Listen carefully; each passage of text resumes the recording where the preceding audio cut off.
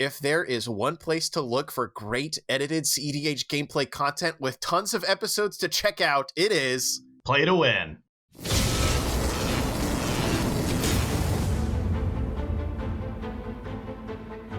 Hello, everyone, and welcome to the Playing with Power podcast, the podcast where we talk about all things CEDH, EDH, and Magic the Gathering. I am your host, Ryan. And I am your host, Callahan, and today we are going to be talking about what we like to call the CEDH Codex.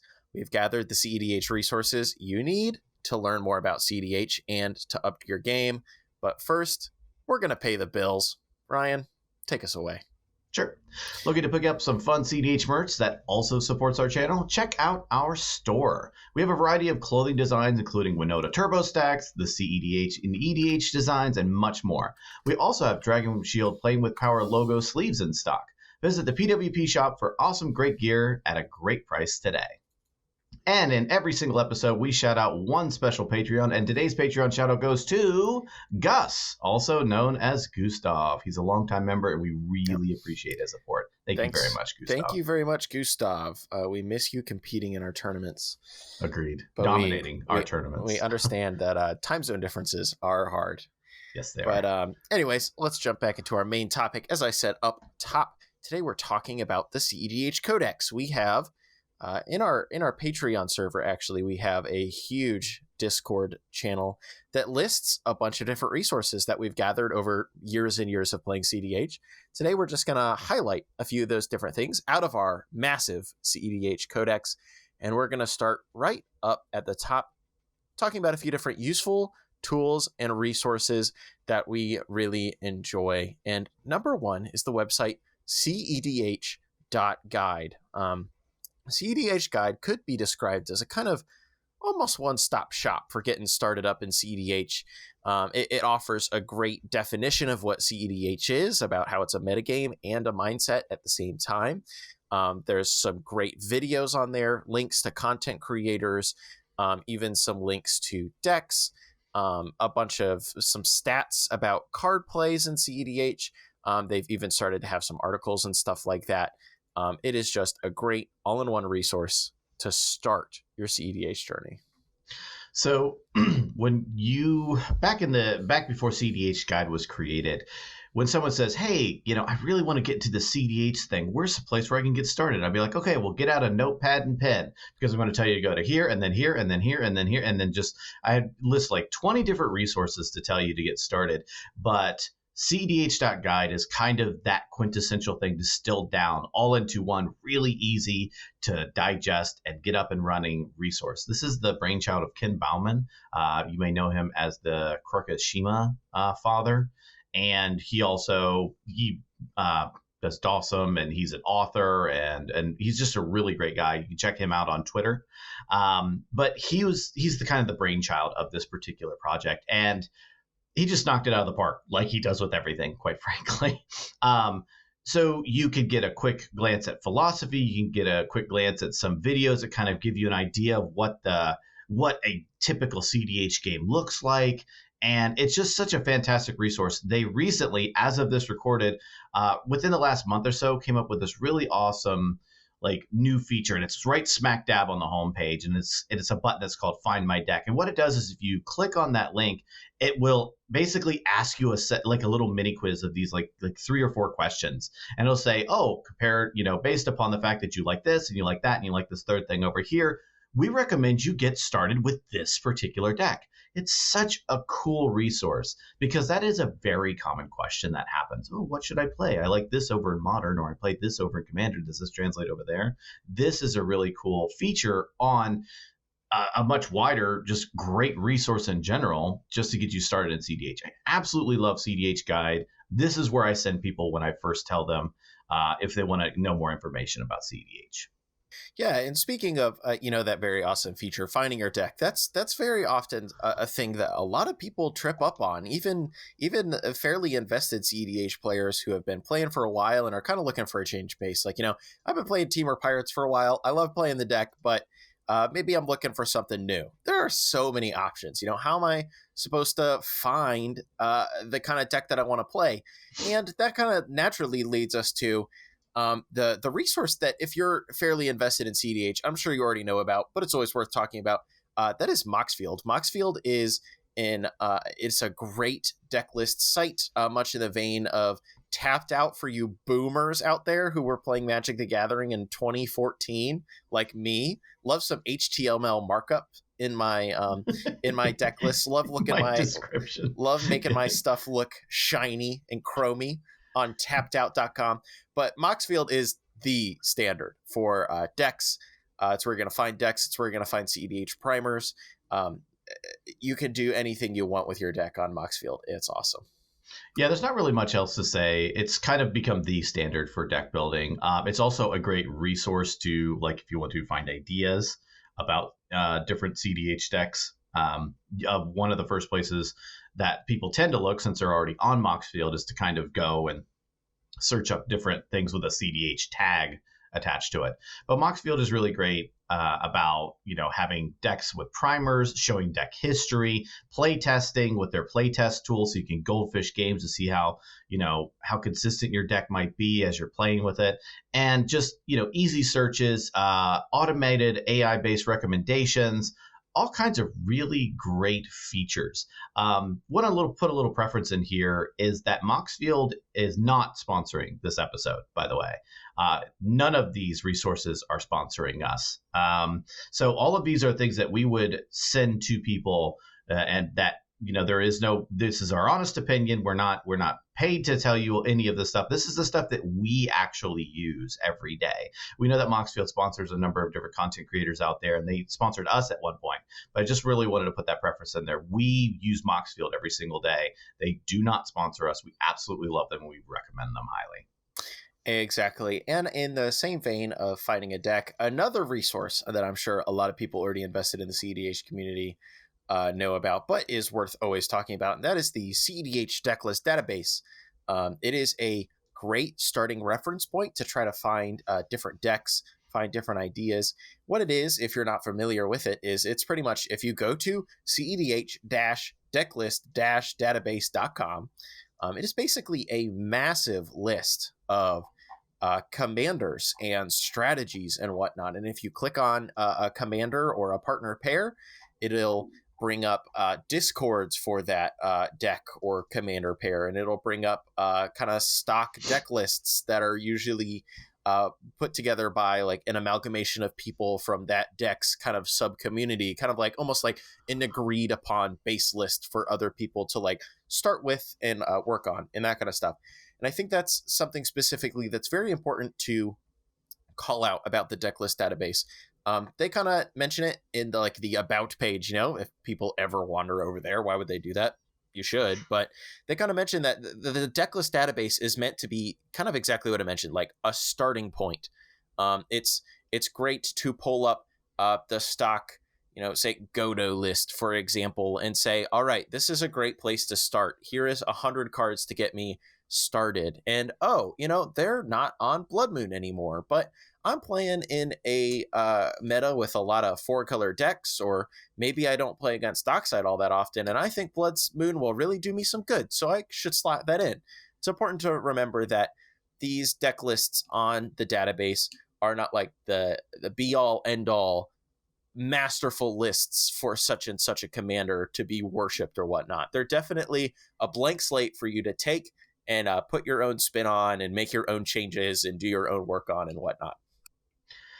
Yeah, so there was a lot of preference you put into that particular section, how it's not this and it's not that. And there's a reason why you had to do that.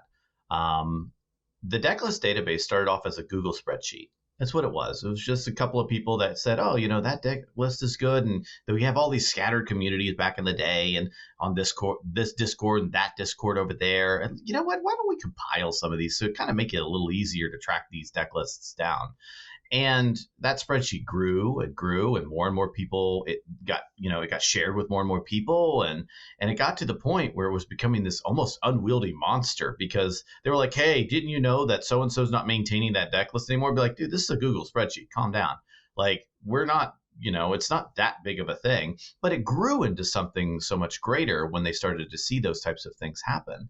And we could go on for ages and ages and ages about what the Decklist database is and what it isn't. But I think you put it really well, Callahan, when you said this is a good starting resource for players, or even somebody who might just want to take a look at a new deck and wants to know what's out there.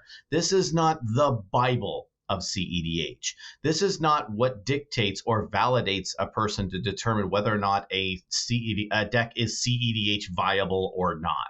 That is not what this website does. This is curated by humans. So it's actual Decklist database reviewers, real people are going in and they're taking a look, and then they're deciding whether or not to include it because they feel that it might belong in this particular database of decks for people to look at. And people get really upset at this website. It's a fantastic tool. And there's very few formats that actually have something like this, quite frankly. Formats that might be the size of ours or a little bit smaller, we are so lucky to actually have something like this. But people are treating it like it's the Bible. They're treating it like this is the only definition of what something is or is not CEDH, and that's not true. And that's not what they're trying to do either, by the way. So let this be exactly what it is, and do not take it as something that it's not. This is not the Bible of CEDH. This is a really great reference point for decks, and that's all it should be treated as. There are many different resources out there that will help you get more data or, kind of further your search and stuff like that. Let this be the starting point of it. Hey, what are some, is a certain deck I have or a certain commander viable? Well, I check the Decklist database. Oh, it's not? Maybe I should check some strategies that are in there, or maybe I should go somewhere else entirely. It's not the Bible, but it is a fantastic resource. And it's a resource that once you kind of get started can help you advance too. Like some of the communities surrounding different decks can be very helpful. I know like the Red Love Discord can be pretty great for Godo and some of the other red decks. I know that the Malcolm community in specific, there's a Discord server for like all of the Malcolm decks, like Malcolm Tana, Malcolm Vial Smasher, and so on and so forth. That has some great people in it. It's pretty helpful and all that kind of stuff. So as you start, you can use the database as a great place to find a deck to start with. And then as you continue to play that deck or advance in your knowledge of the game and whatnot, it can be a great way to find those Discords, which Discords, can be hard to find. If you don't know where to look, you might not know that there's a Malcolm Discord out there. But if you click on any of the Malcolm lists on the Decklist database, it'll show you right into that Discord where you can talk to other people who play the deck, get their opinions on things, so on and so forth. This is a much more hidden gem than I think people realize. This is also a Discord directory to find like-minded individuals and deck brewers who want to brew and work with this particular deck/strategy. Having a centralized location for all of these Discord servers is phenomenal, quite frankly, because like you said, it's difficult to hunt down Discord servers. You may not know if that Discord server is active or if it's the place to go or anything like that. I recently started picking up Rocco, and I wanted to work with it. So what did I do? I went to the Decklist database, I clicked on Rocco, and I found its Discord, and I got, immersed in their community. I asked them about certain cards and certain strategies. Why is this in there? Why is that not in there? And they all had the answers for me that maybe the primer that was part of Rocco's deck on Moxfield didn't have. And so I could get those questions answered. Be like, why are you running Treasonous Ogre, for example, in this particular build of Rocco? Just as a quick example. And they were like, we vetted this, we tried this, we tested that. We have a year of experience in playtesting under our belt. Trust me when I say this card is where it belongs. Mana good for X cost tutor commander, Ryan. That's why we're playing Treasonous Ogre. I could have told you that one. Okay, I'm sorry. Maybe I should have given a better example than old Treasonous Ogre there. Why are we playing, why aren't you playing Arena Rector or... Yeah, why aren't we doing Arena Rector, or why aren't we putting Collector Oof in this or something like that? And they can give you the strategies and the reasons why. They say... And they can also give you like real world game experience. They could say, I played 100 games with this and Collector Oof sucks. And Rocco players out there, stop putting Collector Oof in your deck. It's horrible. We need mana to cast a high enough amount from our X cost commander. Stop turning off your own mana rocks. Yes, how about that? Or tricking yourself into not putting them into your deck. Jeez. Anyway, so having all these Discord servers at your disposal is amazing. You can even join Discord servers to just be like, hey, this is in an upcoming meta. Can you give me some advice on some things I need to look out for when piloting this, against this deck? And people will help you there too. Basically, there's so much I could say about the CEDH Decklist database that's so good, and that's just one piece of it. It also has a history, so older, outdated decks and stuff like that have fallen off the meta. Those are also in here. You can filter by certain things. Hey, does something have a primer? Does something not have a primer? I want to filter by these particular colors. I want to search for a particular commander. You can do all of that kind of stuff. They even have what's called a brewer's corner, meaning we have some new and emerging commanders that we haven't fully vetted to be included for the main database, I say with air quotes, but we are putting them here because they're like, hey, these are some things that we actually in contention for being on the Decklist database. They may or may not end up being there, but they're probably pretty cool for people to take a look at. These are usually the new and emerging builds, strategies that haven't already been proven, and things like that. The Brewer's Corner is an amazing place to be and amazing place to look at for decks. I absolutely love them. I heavily agree, Ryan. Everything about the Decklist database is pretty awesome, especially after late last year, rather. They kind of culled a lot of the lists off of there that have been there for a while, maybe not as relevant anymore, and they made it a lot more consumable. It definitely had a bit of a bloat problem for a while, in my personal opinion, and they handled that. But moving on, if you are looking for a CEDH deck, but maybe you're not interested in like the community approach or whatever, or maybe you're like trying to find a deck that's performing well in tournaments. This is obviously a part of the CEDH scene that's definitely still developing. There's no be-all, end-all resource for this, much like, there is for like the database, right? But for right now, there's a place you can go. It's called MTG Top 8. For people who have played 60 card Magic in the past, you may be familiar with this website because it's kind of it and Goldfish are kind of both viewed as the great places to find metagame information and whatnot. But MTG Top 8 has added a CEDH section that you can go and visit. And Playing with Power, for example, we have started adding our Mox Masters tournaments. We have submitted that data to them over time, all of them.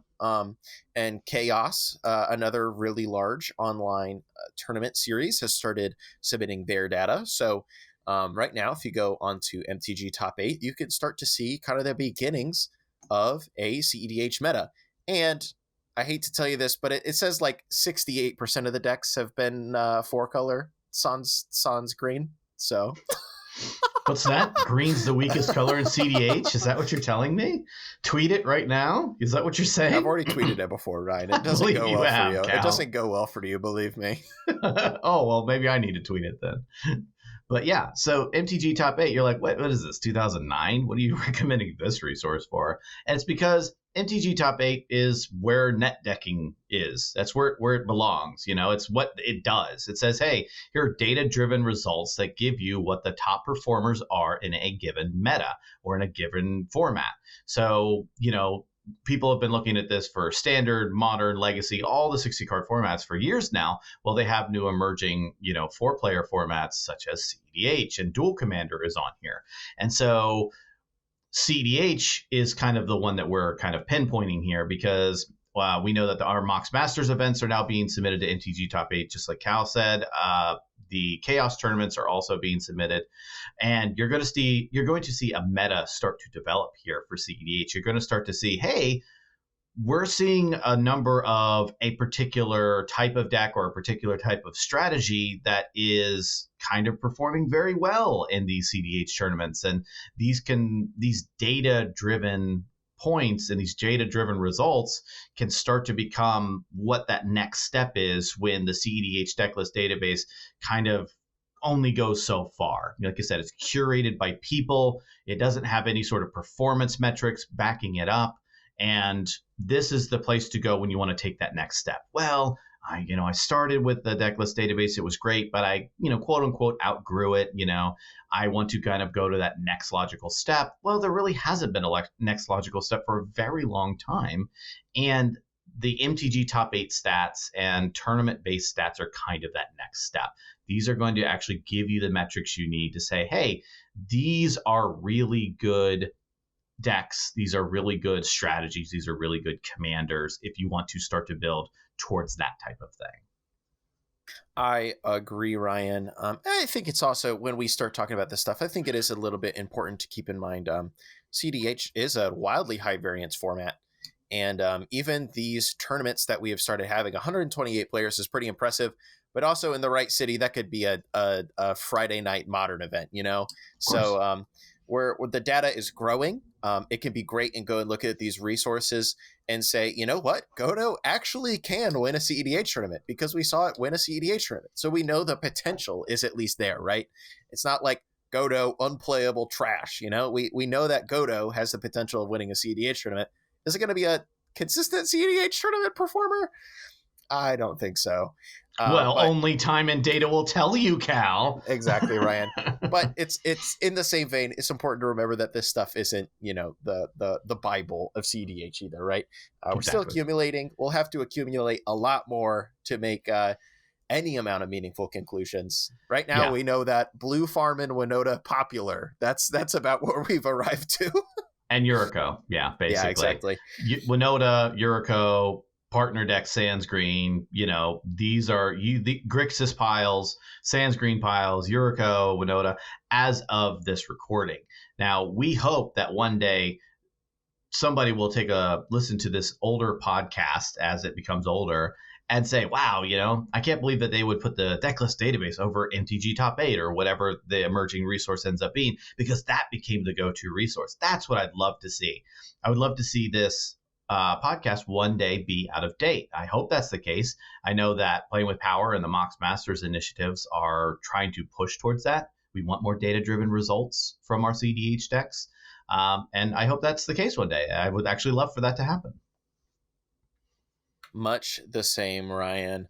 Now, moving beyond the deck list sphere a little bit, I wanted to, again, another little general use resource that I wanted to call out because I do love it so much, and that is Scryfall. Of course, again, if you've been playing Magic very long, you very well may know that Scryfall exists, but if you're trying to look at cards, trying to find cards, trying to filter down the entirety of Magic in the most minutia of way possible, Scryfall is where to go. I mean, what else is there to say about this except for if you are using the Gatherer to look for Magic cards, you need to stop. Please stop. Please stop. Yeah.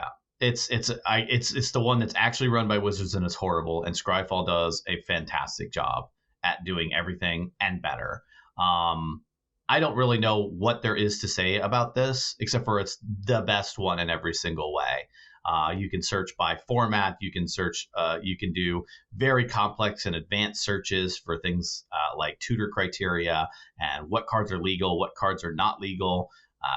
It goes on and on and on and on, way beyond what I could even describe right here. There's so many great features in its searching. It's very quick with its search too, so that's really nice.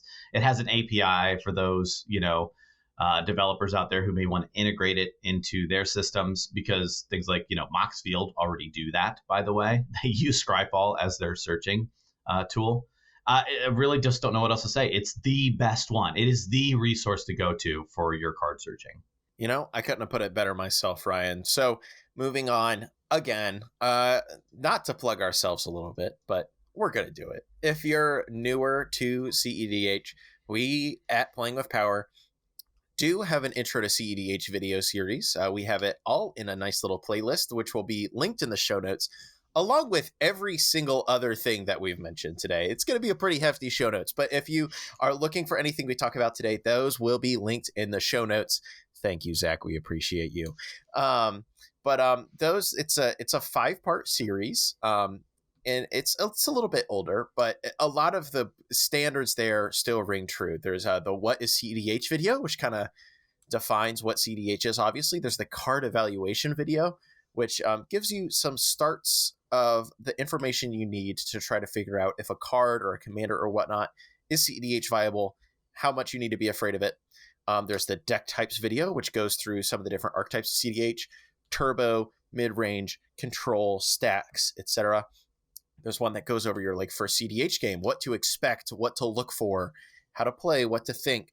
And then of course, there is the CEDH resources video, which, you could think of this podcast as an extended cut of that video, because Correct. honestly, a lot of the resources are still the same 2 years later or whatever, since we first made this video series. This is a good series. If you're into more, if you kind of learn more by watching video, maybe versus the written word. If I would to point you to a resource to get started first, it would be to CEDH.guide. But if I was to point you to a resource second, you're like, I'm not really a article reader. I absorb more through watching people. I would send you to this Intro to CEDH video series. It basically has all the things that you just talked about, Cal, and it allows people to be like, I've got an hour or less of time on my hands to really kind of get up to speed. And this gives you all the fundamentals and the absolute kind of distill down everything that you need to get started in CEDH. Each video is broken up. They're like, 10 minutes long. Maybe 15. I think the biggest one is the first one, and all the rest are like 10 minutes long. It's not a very long series. We're not talking about hours and hours worth of content that you're going to have to sit down and absorb. We're talking about a really quick Playing with Power Intro to CEDH seminar series. Over this next 8 hours, we're going to talk to you about what CEDH is. Yeah, so it's a really easy to digest series. It's really great for people that are getting into into this part of the format. I agree. And next up, we have the CEDH staples list housed at www.cedhstaples.com, which is actually just a redirect to a Moxfield Decklist. Ryan, can you tell us about that a little bit? Sure. So CEDH Staples is exactly what it sounds like. It is a place to look for the cards that you quote unquote should be playing. It's a list of the aggregation of all the most commonly played cards amongst the CEDH Decklist database.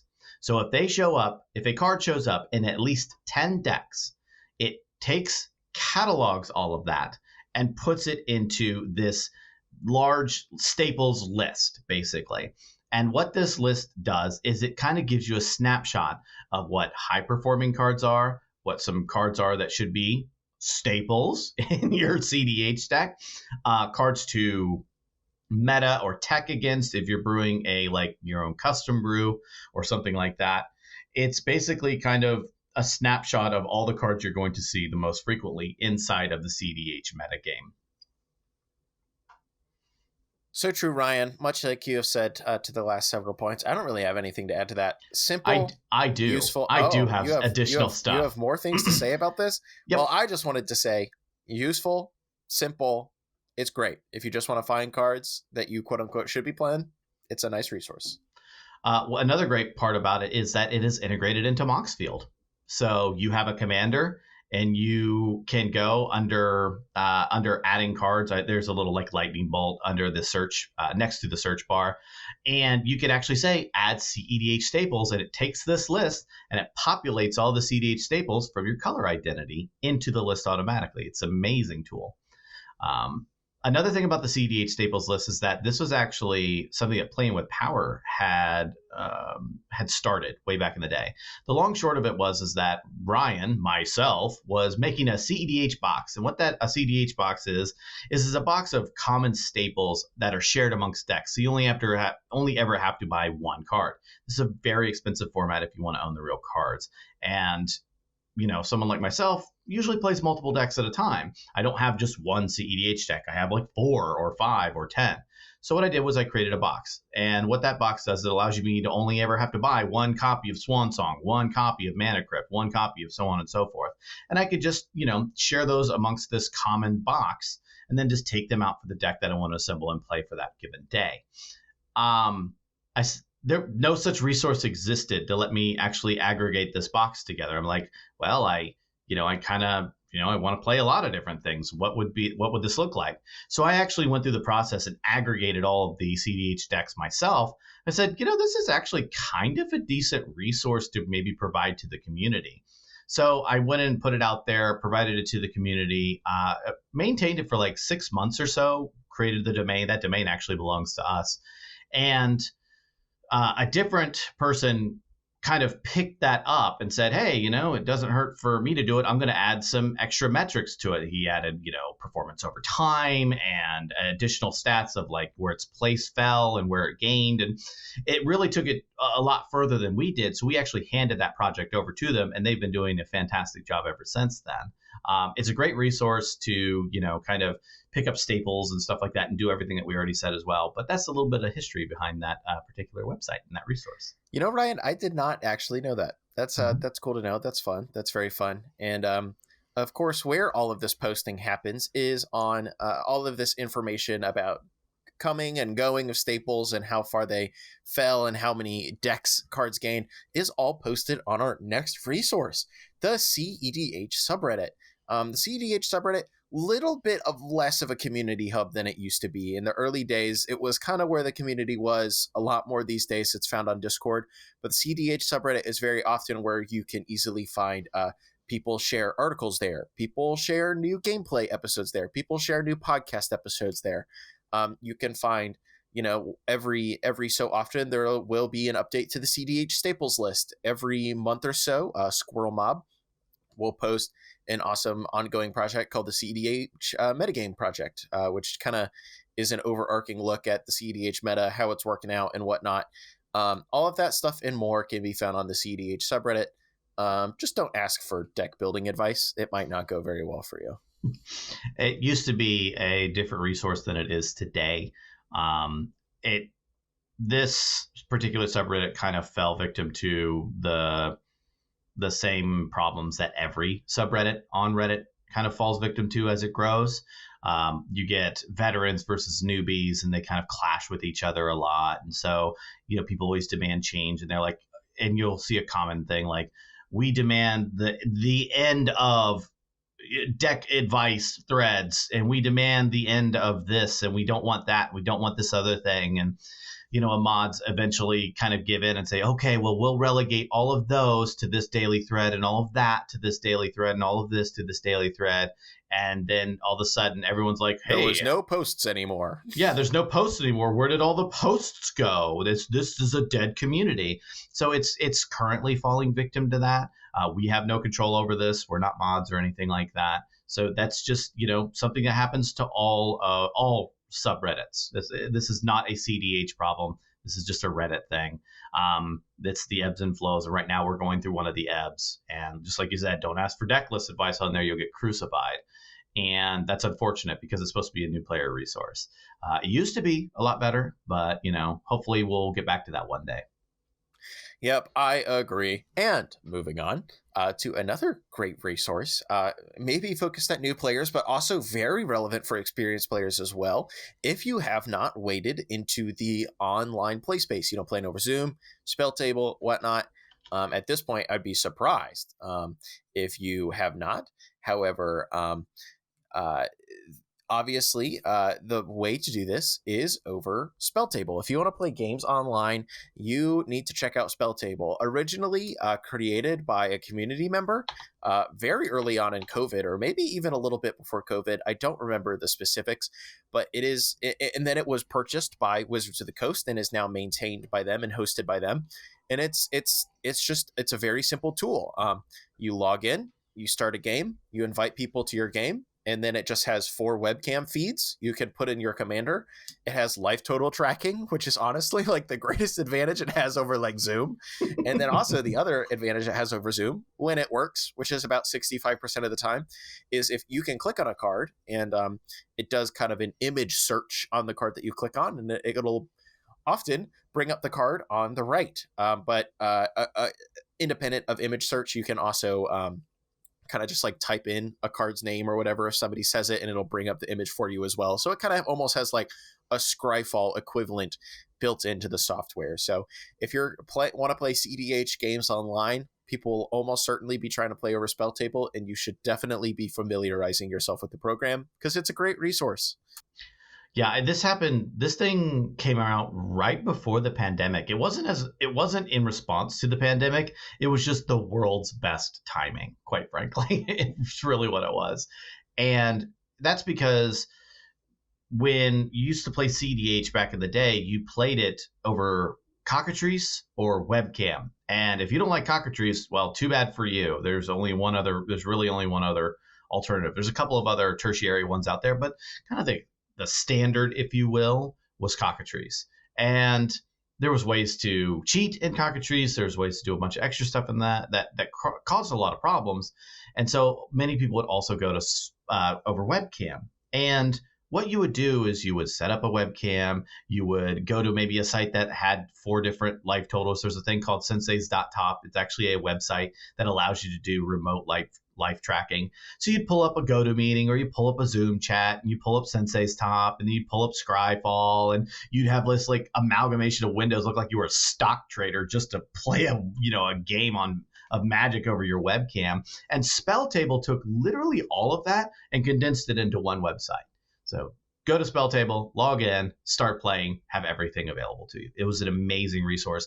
And it really, exploded because of the pandemic, quite frankly. It was already a great resource, but the idea that everyone was locked in, they had a place that they could still play Magic. And I think that it was in no small part of the reason that Magic survived a pandemic, quite frankly. I don't think it was the sole reason. Please don't get me wrong. But, I definitely think it was one of the spokes in that wheel that kept it moving. And we are very grateful for it today. We run our Mox Masters tournaments on it. That is very true. And when you're trying to set up for webcam Magic, it can actually be surprisingly hard to make your board look legible, to get that webcam set up the right way, to get lighting set up such that you aren't just your board doesn't look like a bunch of glare. This may surprise you, but your shiny little sleeves that you use for your Magic cards, they're very reflective. If you're on video, I'm holding one right now, they're pretty reflective. So if light hits them at the wrong angle, everyone won't see your pretty blingy Magic cards you're putting down onto the playmat. They will see like a blank white space from your overhead fan light reflecting off of your sleeve directly back up into your webcam. So a great resource to help you out with this.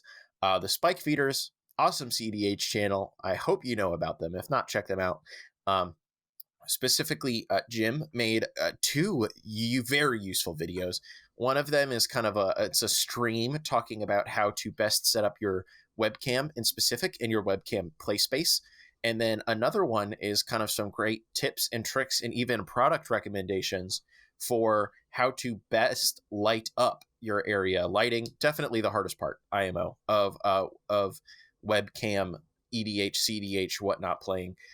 Has some great tips and tricks, even one that isn't just as cheap as like, go and buy these specific $10 lamps from IKEA and they'll do a great enough job for you. So definitely recommend both of those videos. They will be linked in the show notes, etc., etc. Yep, they're great. Go check them out. Absolutely love them. Used them myself when I first set up my play space.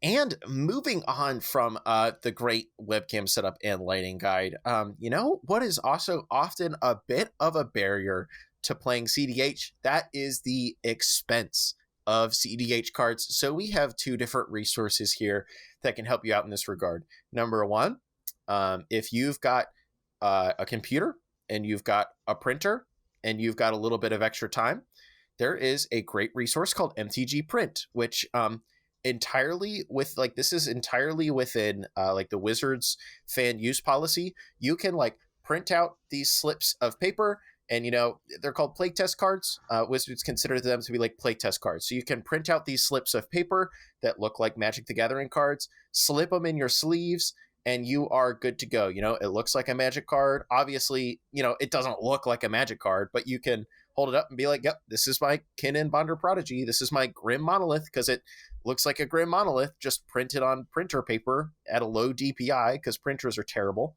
But yeah, that's a great resource if you just want to try out a deck, get started, try something out. I do it all the time. I have an entirely printed up Kinnan deck actually right next to me from when my wife Jen was trying out the deck before deciding it's what she wanted to play for a tournament. MTG Print, great resource. Yep. And, there's no way that any of these could ever be construed as a counterfeit or as anything that would not pass the mustard in any sort of regular tournament scene at your local LGS or anything like that. So you're never going to run into any sort of issues when it comes to something like this. It's very obviously a piece of paper slipped over a basic land inside of a card sleeve. There's no ambiguity.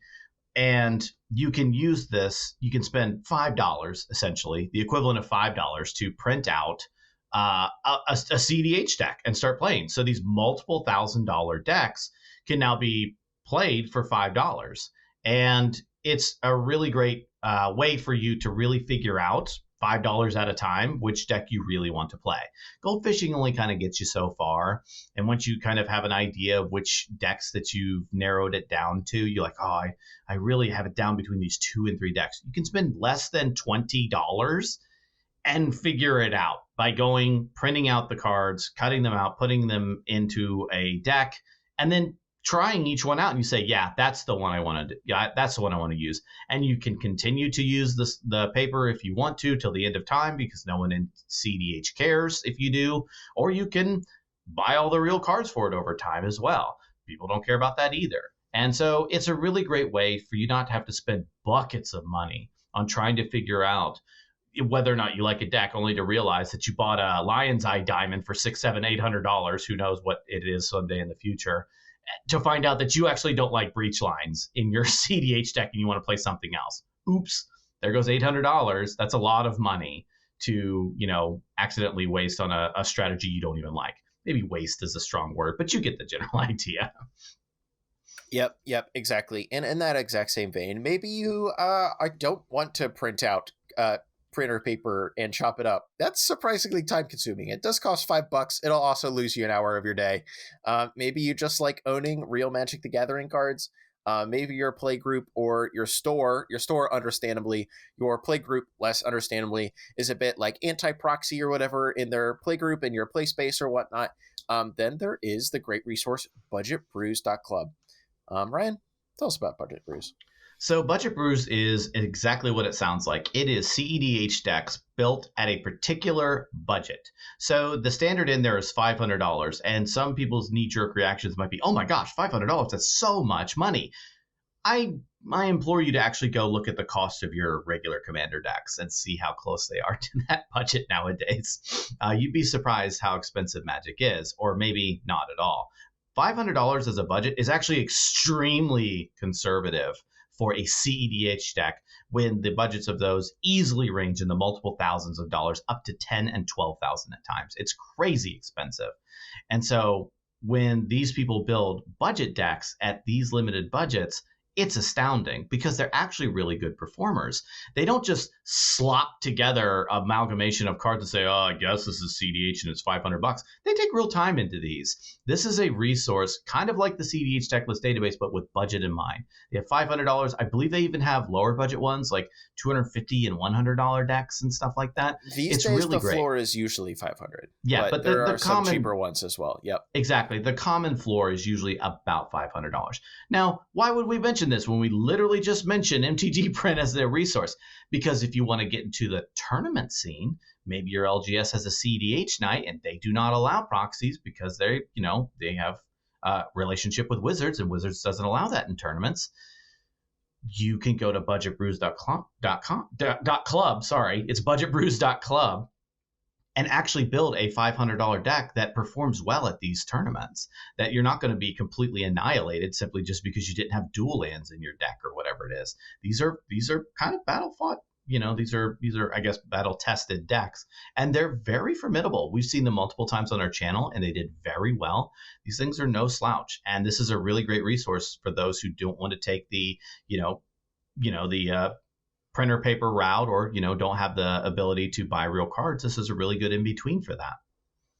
I agree, Ryan. You can hear a little bit more about Budget Brews, the community around it, actually on an older episode of the CEDH podcast. Ashani interviewed Timmy T1000, the guy who runs up the community, so you can hear a little bit about the history of Budget Brews and kind of the mission behind what they're doing and what they're trying to do on that episode, if you are so inclined. And speaking of CEDH content, we're running out of time, but we did want to highlight kind of what can incidentally be a great resource for people in CEDH, which is CEDH Content. Not to toot our own horn, but if you like watching CEDH games or you learn about CEDH from watching other players, there is no greater resource of CEDH games on the internet than our very own YouTube channel, Playing with Power. We have well over 200 CEDH gameplay episodes. Episode 200 just sticks out in my mind, but I think we're well past that now. Yeah, we're in the teens as of this recording. Two okay. Teens, yeah. So if you want to watch fast, edited gameplay and whatnot, then I would definitely recommend our YouTube channel. But Ryan, what value do you think can be gained from like watching or consuming like CEDH gameplay in particular? Yeah, while we definitely recommend our channel because we're amazing. There's a lot more. I was going to get there, Ryan. I was going to get there. Yeah.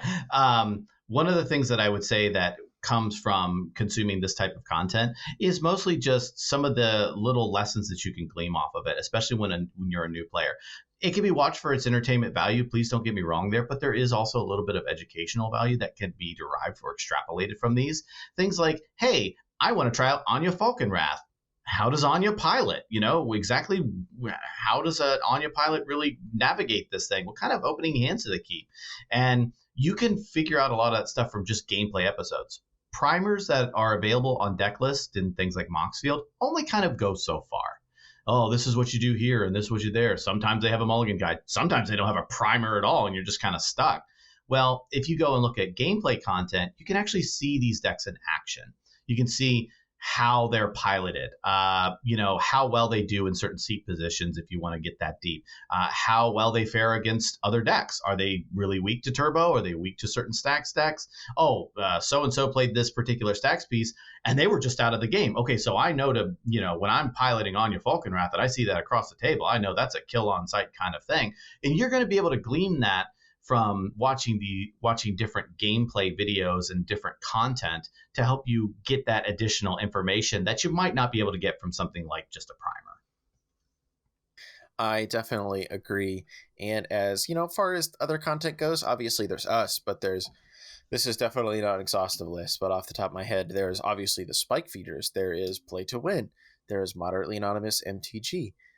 There are lots of people out there making gameplay content. You can just look up CEDH Content or whatever have you. Just CEDH on YouTube and you'll find plenty. All the way back to the top, CEDH.guide does actually have a directory of content. It's like the Watch tab. If you go there, we're on there. Play to Win's on there.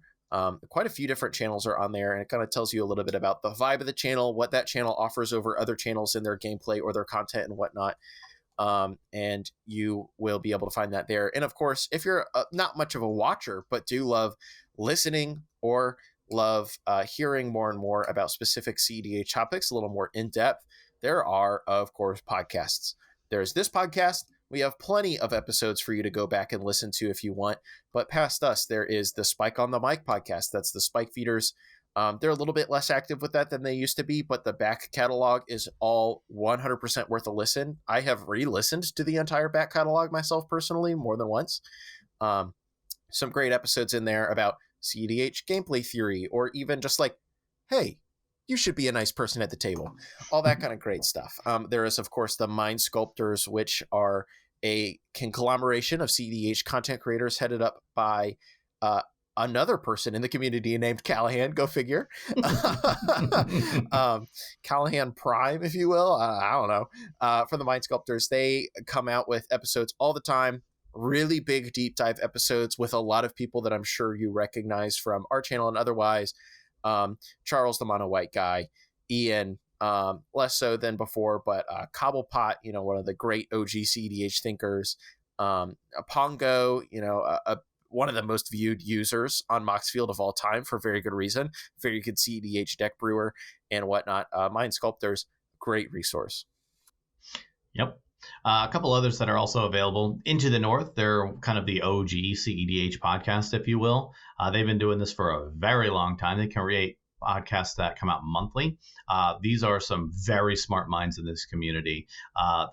They are from the Into the North crew are very, very smart guys. They win tournaments. So this isn't just people talking. These are people that actually, know their ins and outs of this format, and they do a very good job at navigating this format. They're fantastic, and they put out some very smart stuff. So I highly recommend them. Play to Win podcast. They took a break for a while, but as of this recording, they are back, which is super great. They're coming up with some really cool episodes that are not only good for the veteran, but newbie friendly as well. So I think a recent episode, they were talking about counterspells. And it's like, oh, what a simple topic. But there's actually a lot more nuance to counterspells than one would think. Highly recommend them. They're a great bunch of guys. Absolutely love them. Very, very entertaining podcast too. Super, super, super great. They have a lot of fun. They have a lot in of fun. all of their content. Mm-hmm. Yeah. And then, of course, kind of a newcomer to the podcast space as well, relative to most of the others that we've mentioned. There's also the Sad Naz podcast, headed up by Adam, or Pepaphobia. I think that's how you pronounce it. So. Great guy, great team of people. Definitely would recommend checking out their podcast. And, that's the last thing on the list, Ryan. Yep. So yeah, consuming content is great, especially if you want to get a better understanding or a deeper understanding of stuff. We already talked about the Discords and things like that. That's another way to consume content, but it goes under that kind of CEDH content umbrella. So yeah, I highly recommend doing all of that for all of your CEDH content consumption needs. And if we didn't mention somebody on here, that does not mean that they are not a good resource. This is just good starting points for you. We can't do the exhaustive list of absolutely every little, every single CEDH content creator out there, because there are many, and there are many great ones out there. So type in CEDH into YouTube, type in CEDH on your podcast aggregator, and find some of these different, episodes and shows and content creators out there, because they all have really great information, and I highly recommend you check them all out. I heavily agree, Ryan. And listeners, did we miss any resources that you found useful in your CEDH journey? Is there a resource you liked that we missed? What are you needing to help improve your game? We hope that we highlighted some of that stuff today, but is there a resource that you think is missing from the community? Let us know. We're on Discord. We're on Twitter. Hit us up. We'd love to hear it. Make sure you give us a review on Spotify, Apple Podcasts, and your favorite podcast aggregator. You'd be surprised how much it helps. You can find us on Twitter, Facebook, TikTok, Instagram, and more. I even write a CEDH article on TCG Player if you want to try that out. Speaking of resources, all links are in the episode notes. That wraps it up for this episode of the podcast. Tune in next time when we talk more about our favorite format and our favorite game, Magic the Gathering. Thank you so much for watching and listening, and we will see you next time.